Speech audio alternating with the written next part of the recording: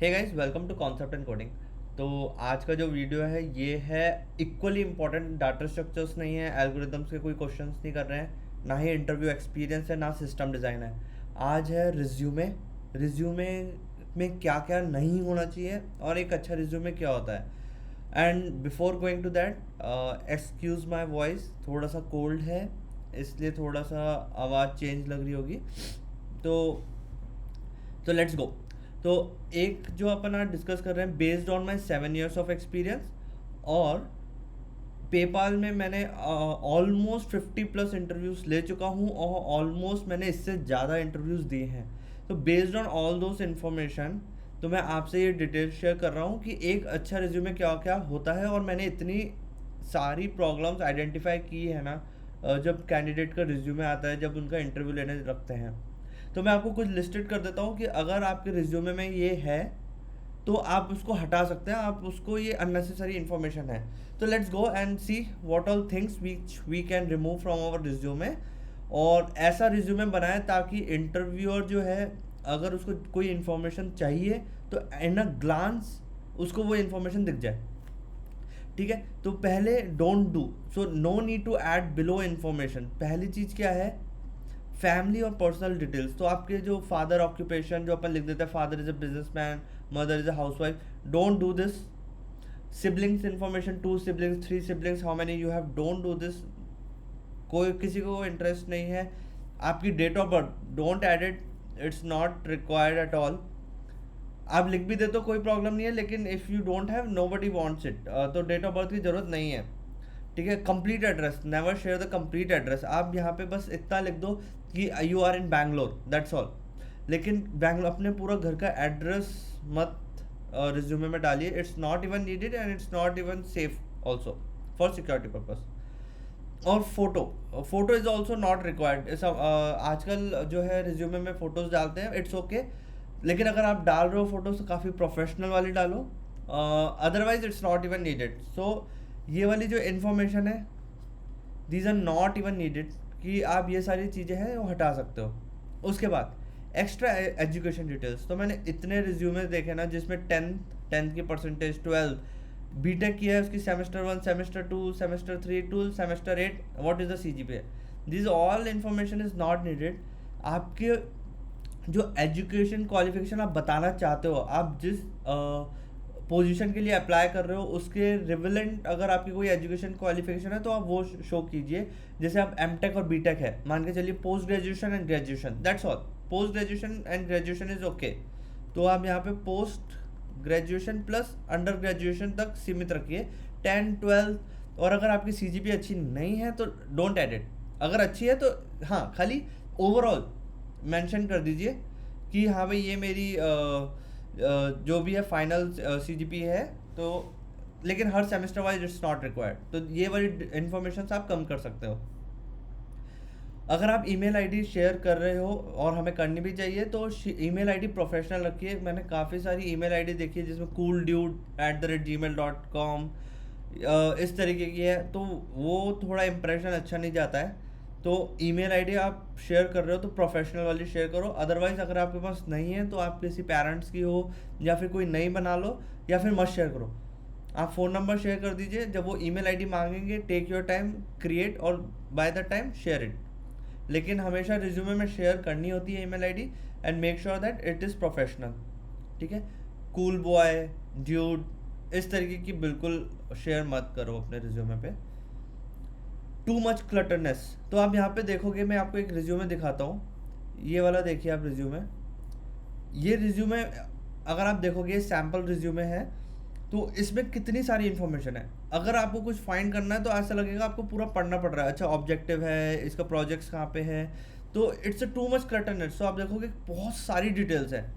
ठीक है, तो अपन को ऐसा नहीं करना है रिज्यूमे। अपना रिज्यूमे इतना ईजी टू रीड होना चाहिए। अगर आप बंदे के पास, इंटरव्यूअर के पास अगर 15 या 20 सेकेंड्स हार्डली है रिज्यूमे के लिए, तो उसको जो इन्फॉर्मेशन चाहिए ना वो ईजिली मिल जानी चाहिए वहाँ से, राइट। तो अपन को इतना पैक्ड पास पास नहीं करना है और बहुत सारी इन्फॉर्मेशन नहीं भरनी है वहाँ पे।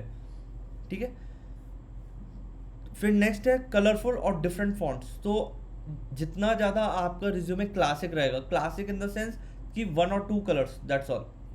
Blue and black generally considered as a classic colours.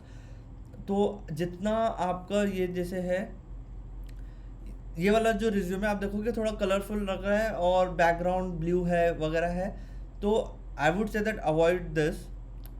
Try to make resume as much classic as possible. ठीक है, सिंपल सोबर रखिए चीज़ों को, वो रिज्यूमे ज़्यादा अच्छा और अट्रैक्टिव रहता है. नेक्स्ट है पैराग्राफ.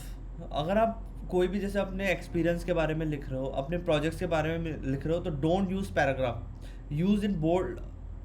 मतलब पॉइंट्स में लिखिए, एक एक लाइन के पॉइंट्स बनाइए, 4 पॉइंट्स लिख लीजिए, उसमें शो कीजिए. और हर एक पॉइंट्स में ना हाईलाइट जरूर डालिए. जैसे आप एक लाइन लिख रहे हो कि I have done this project on this language, तो वो जो कौन सी लैंग्वेज की है उसको हाईलाइट कर दो, बोल्ड कर दो.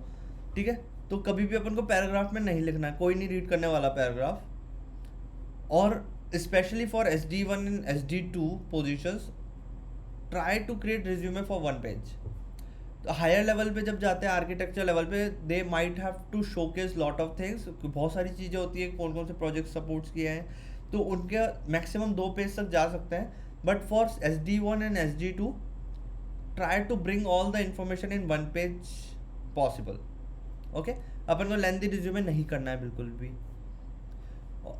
एक और चीज़ ध्यान रखनी है, स्पेलिंग्स और ग्रामेटिकल एरर्स नहीं होने चाहिए. ये भी बहुत गंदा इंप्रेशन डालता है अपने इंटरव्यू पे. तो be careful for this spellings and grammatical errors.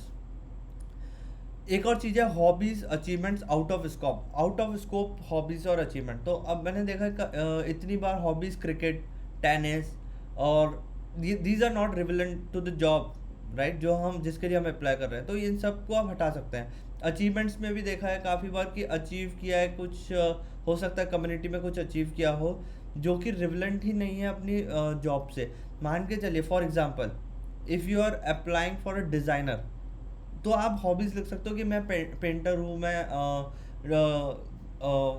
Cartoonist हूँ, इस तरीके की हॉबीज़. सो रिलेवेंट हॉबीज़ को एडअप कीजिए, वो ज़्यादा अच्छा रहेगा. और अननेसेसरी जो हॉबीज़ हैं, अचीवमेंट्स हैं जो आप आ रहे, उनको आप हटा सकते हो. ठीक है.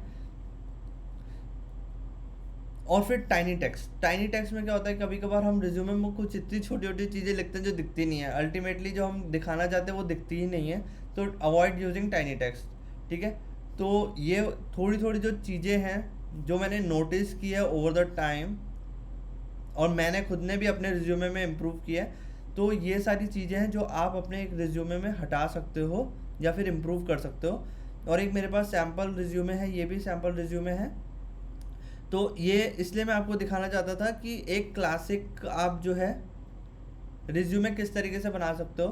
तो इसमें आप देखोगे कि आप एजुकेशन डाला आपने, एक मोस्ट लास्ट का एजुकेशन डाल दिया कि अंडर ग्रेजुएट है कैंडिडेट, तो उसने अपने लास्ट एजुकेशन क्वालिफिकेशन डाल दी और कब ख़त्म हुई, कब फिनिश हुई. ठीक है, एक्सपीरियंस डाला.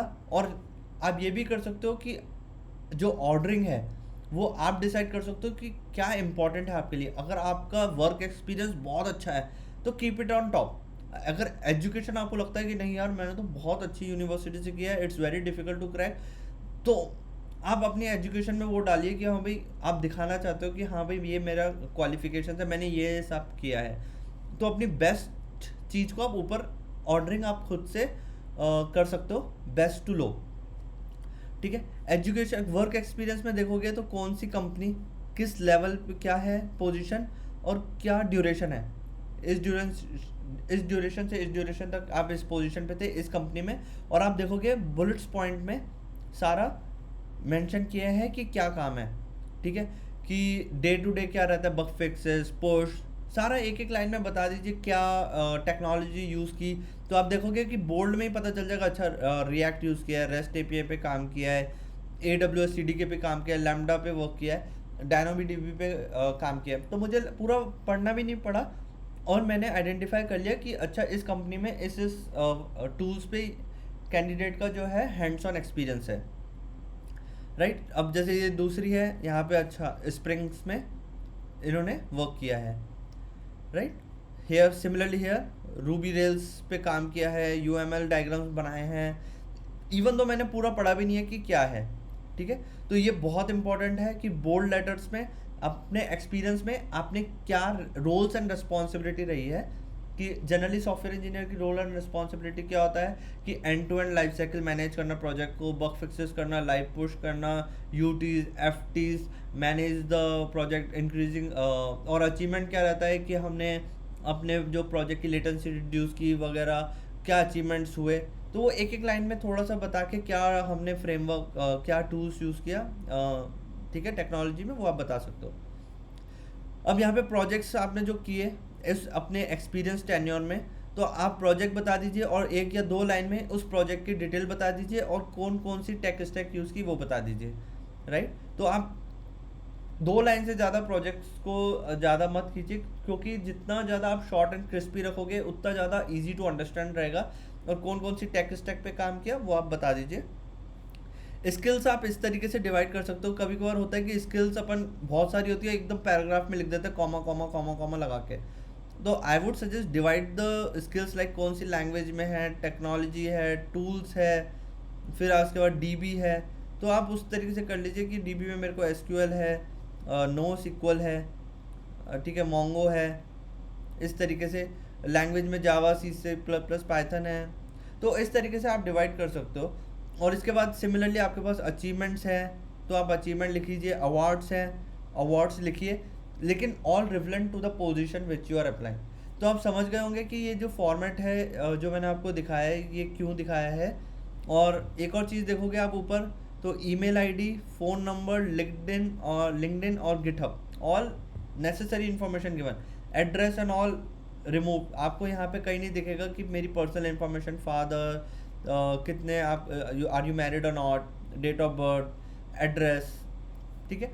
तो अपन को अपना रिज्यूमे बहुत ही इम्पॉर्टेंट इन्फॉर्मेशन से फिलअप करना है, अननेसेसरी इन्फॉर्मेशन नहीं चाहिए। और जो इम्पोर्टेंट है उसके अंदर भी एक हाईलाइट्स करना है जो कि देखते ही नज़र पड़ जाए कि हाँ ये चीज़ तो मैं ढूंढ रहा था, एचआर बोले, ठीक है। तो ये गाइस ऐसा टॉपिक है रिज्यूमे जो ज़्यादा कवर अप नहीं होता है, लेकिन बट इट्स वेरी इंपॉर्टेंट। तो मुझे लगा कि एटलीस्ट मुझे अपनी शेयरिंग देनी चाहिए जो ओवर द टाइम मैंने इम्प्रूव किया अपने रिज्यूमे में, और हो सकता है आप भी अपने रिज्यूमे में आपको स्कोप मिल जाए इम्प्रूव करने का। तो गाइज़ अगर आपको ये वीडियो अच्छी लगे तो मुझे बताइएगा। अगर आपको मेरा रिज्यूमे एज अ सैम्पल देखना है तो बताइएगा, I will share you via LinkedIn और वाया मेल, तो फॉर जस्ट इन्फॉर्मेशन। और आपको कैसा लगा ये वीडियो प्लीज़ ज़रूर कमेंट करके बताइए, और we will continue to make more videos on data structures and algorithm, और ऐसी कोई एडिशनल इन्फॉर्मेशन होगी तो उसकी भी बनाएंगे guys. I hope you like it, I hope this is informational. तो अगर इन्फॉर्मेशन लगे तो प्लीज़ गाइस सब्सक्राइब कीजिएगा। Thank you guys, bye, good night.